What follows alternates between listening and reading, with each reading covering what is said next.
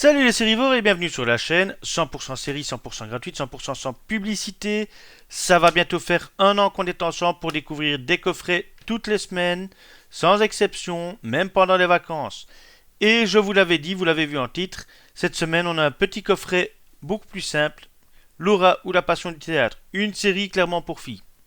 Le jour du grenier en avait parlé, je crois qu'il a bien détaillé ça. C'est un coffret déclic. J'en ai déjà présenté quelques-uns comme ça. Donc c'est des coffrets assez simples mais toujours très jolis. Donc à l'avant vous avez cette image un peu brillante. À l'arrière, on ne lit pas bien mais on a le résumé de la série avec Laura Nessonnier. Eh oui, la francisation des noms est passée par là. Un rêve, elle veut devenir actrice. Et là ils expliquent un peu la série. Laura le Passion du théâtre, réalisé par Gizaburo Sugi, qui a aussi fait Théo la batte de la victoire, sur un scénario de Yoshimi Shinozaki, responsable de Lady Oscar, est une très belle série au thème original avec sa part de complot, de rebondissement et d'émotion. Retrouvez cette série culte dans une édition d'exception non censurée, regroupant pour la première fois la version française et la version originale sous-titrée français. Et il y a plus, mais j'y reviens.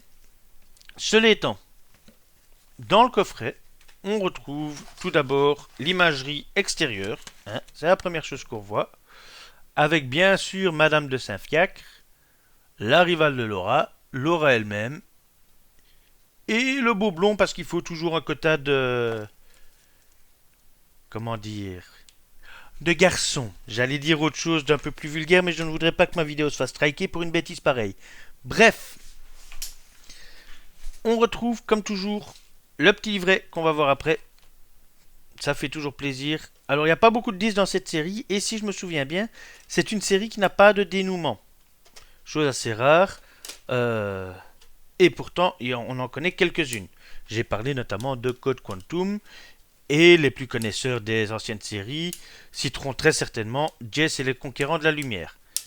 Bref, cela étant dit, que valent les disques? Mais les disques en eux-mêmes, ils sont jolis. Je crois que j'en ai un qui va se casser la figure. Il me semble que je ne l'ai pas bien rattaché. Hop, on va rapprocher un peu. Voilà. Par contre, ce système, voilà, très fin. Très très fin au niveau de la charnière. Comme je l'ai déjà dit dans des précédentes vidéos, je crains malheureusement qu'il ne se laisse aller avec le temps. Quant au petit manuel, alors déjà on a le rose qu'on retrouve avec les disques, les fleurs. Voilà. C'est joli, c'est mignon. Alors, qu'est-ce qu'on a dans ce livre? On a un sommaire, donc on va le lire, comme ça évitera de relire tout. Donc on a l'histoire, les origines de la série, les personnages, Maya Kitajima, donc ça c'est Laura Dessonnier, donc c'est présentation des différents personnages. Ayumi Imekawa, ça c'est Sidonie Lécuyer, c'est la blondasse. Chigusa Tsukikage, c'est Chloé de Saint-Fiacre, c'est la prof. Masumi Ayami, c'est Maxime Darcy, je crois que c'est le beau blond. Et Yun Sakurakoji, Yann Chamberlain, ça je ne sais plus. Les différentes adaptations, les mille et un masques, les rôles de Maya et d'Ayumi, les épisodes, fiches techniques et staff détail, le doublage japonais, le doublage français. Donc on part là sur quelque chose de assez complet.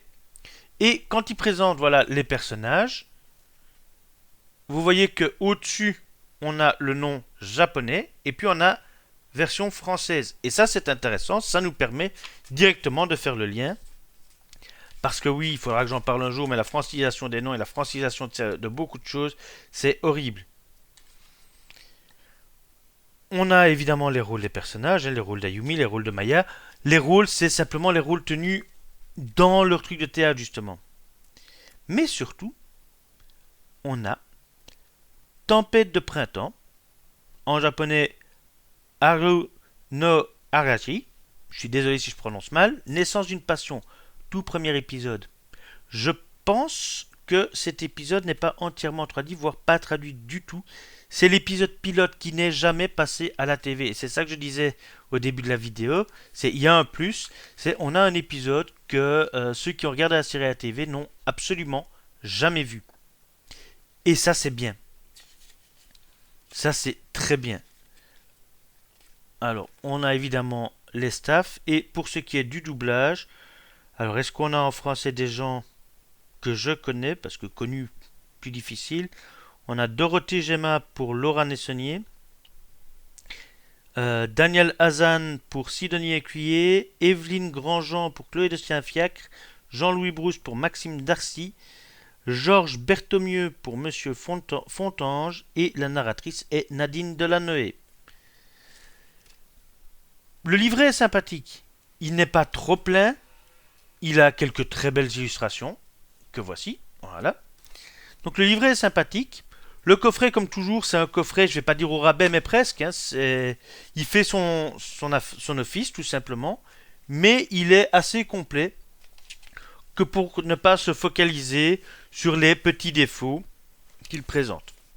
Et donc on a là quelque chose pas cher et facile à ajouter à une collection. Après, au niveau de la série, personnellement, je ne suis pas fan, soyons bien clairs. Je l'ai plus pris pour ma femme, qui elle aime bien. Il y a 22 épisodes en tout. Mais il faudra bien que je le regarde si je veux un jour présenter la série. C'était Laurel, la passion du théâtre.